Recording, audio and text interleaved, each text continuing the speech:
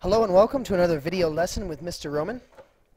Today we're going to be talking about the notes for abstract compound inequalities. And so here on your notes you have example 1, and we look at this and we see that there is a quantity inside the two inequality symbols.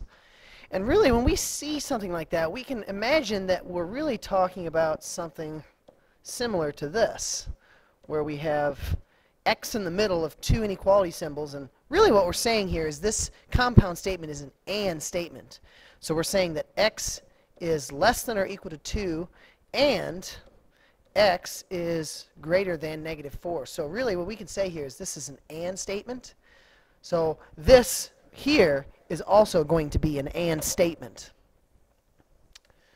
Now when we go to solve this for x, to determine what the values of x are going to be, we need to rewrite this as two separate inequalities. So the first one we're going to write is -4 is less than 3 minus x, and we know this is an AND statement. 3 minus x is less than or equal to 2. Now notice how the middle quantity here got written twice, one here and one here. That's important. That has to happen in this kind of inequality. So now you would just solve each one separately.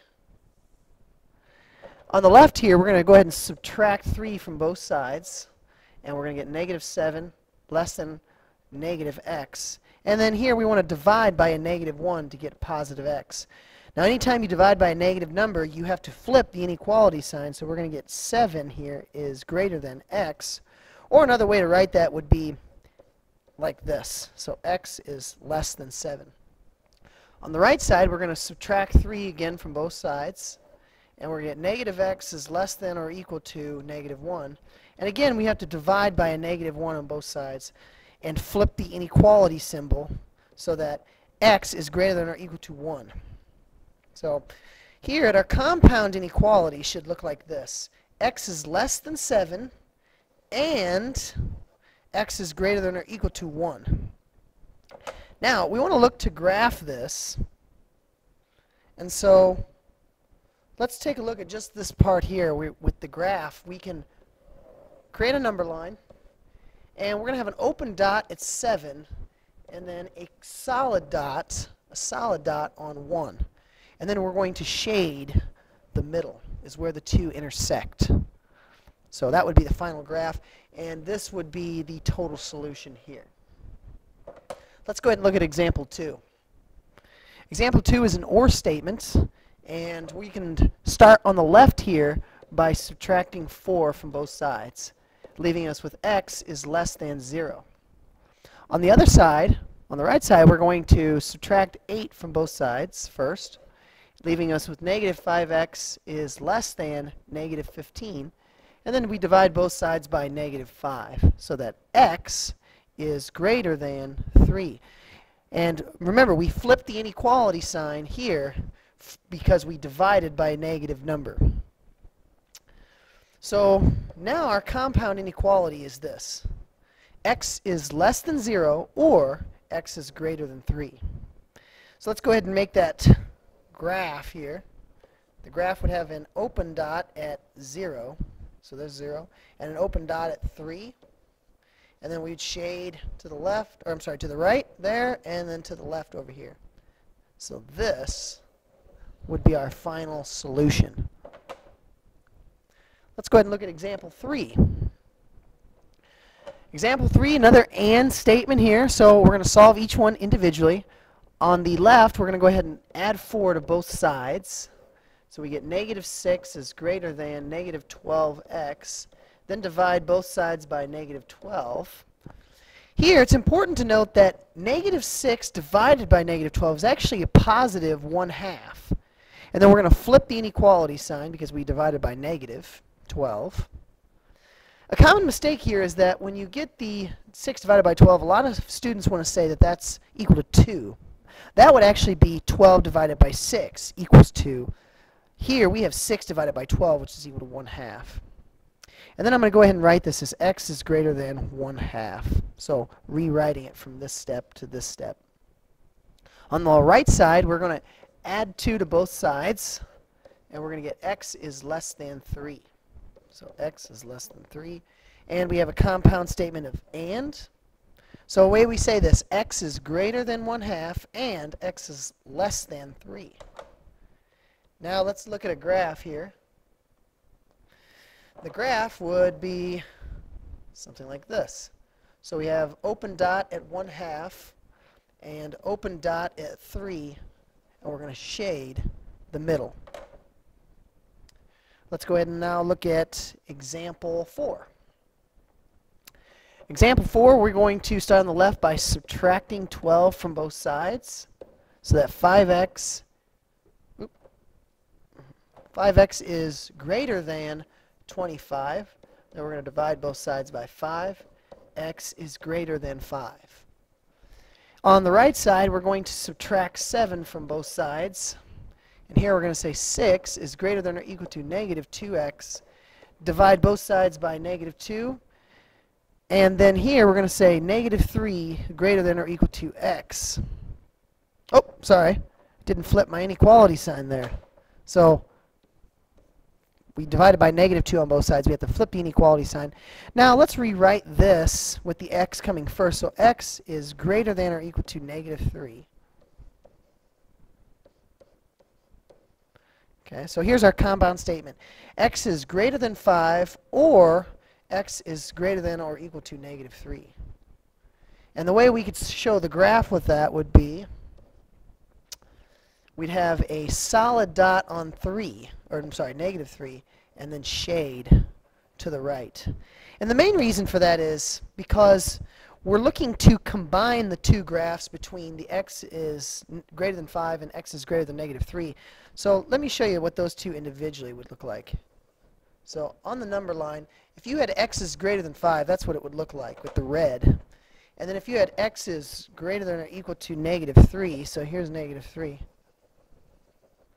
Okay.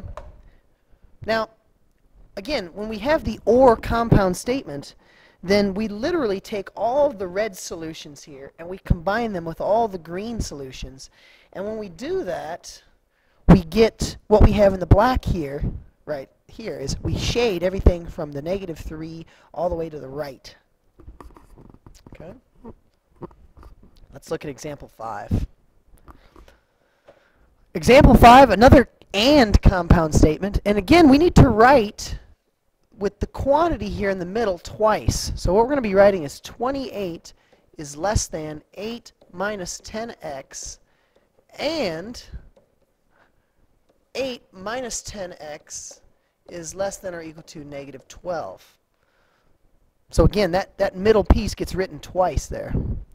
On the left, let's go ahead and subtract 8 from both sides. We're going to get 20 is less than negative 10x. Then divide everything by negative 10. And then we're going to say negative 2 is greater than x. Okay, and we flip the inequality sign because we divided by the negative. Let's go ahead and rewrite it as x is less than negative 2. On the right side, we're going to subtract 8 again from both sides. And we get negative 10x is less than or equal to negative 20. And then divide both sides by negative 10 again.